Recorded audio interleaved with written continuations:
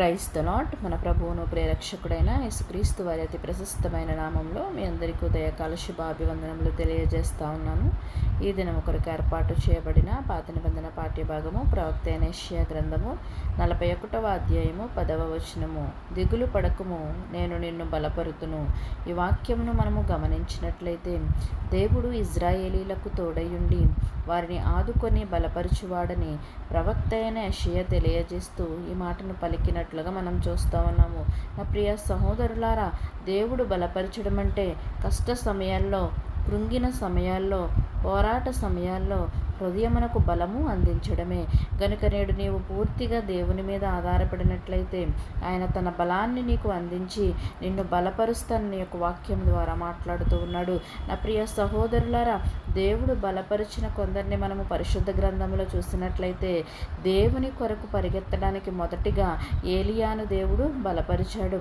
రెండవదిగా దేవుని పని చేయడానికి ఇజ్రాయేలీలను దేవుడు బలపరిచాడు. మూడవదిగా దేవుని రాజ్యం కట్టడానికి పౌలును దేవుడు బలపరిచాడు. ఏలియాను, ఇజ్రాయేలీలను, పౌలును బలపరిచిన దేవుడు ఈ దినాన్న నిన్ను కూడా బలపరుస్తానని యొక్క వాక్యం ద్వారా మాట్లాడుతున్నాడు.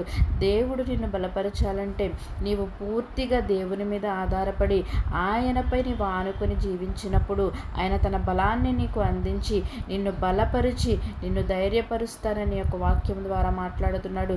దేవుడిచ్చే బలాన్ని నీవు పొందుకునేలాగున అట్టి కృప పరిశుద్ధాత్మ దేవుడు మనందరికీ అనుగ్రహించునుగాక. తలలు వంచి ప్రార్థనలు ఏకీభవించవలసిందిగా కోరుచున్నాను. మహోన్నతుడును మహాగణుడు అయిన మా ప్రియ పరలోకపు తండ్రి, నీ ఘనమైన శ్రేష్టమైన నామానికి స్తోత్రములు చెల్లిస్తా ఉన్నాము. ఇది నాన్న దిగులు పడకము, నేను నిన్ను బలపరుస్తానని యొక్క వాక్యం ద్వారా మాట్లాడినావు ప్రభువా. అవును తండ్రి, మేము నీ మీద ఆనుకొని ఆధారపడినప్పుడు ప్రభువా అయా నీవు నన్ను బలపరుస్తానని ధైర్యపరుస్తానని యొక్క వాక్యం ద్వారా మాట్లాడుతున్నావు. అయా నీవు ఇచ్చే బలాన్ని పొందుకునేలాగన అట్టి సహాయం మేము పొందుకునేలాగన నీ కృపను మాకు అనుగ్రహించమని అడుగుచూ ఉన్నాను. ఇది నమ్మున ప్రభు ఇంటర్మీడియట్ ఎగ్జామ్స్ రాస్తున్న ప్రతి ఒక్క బిడ్డని జ్ఞాపకం చేసుకోండి.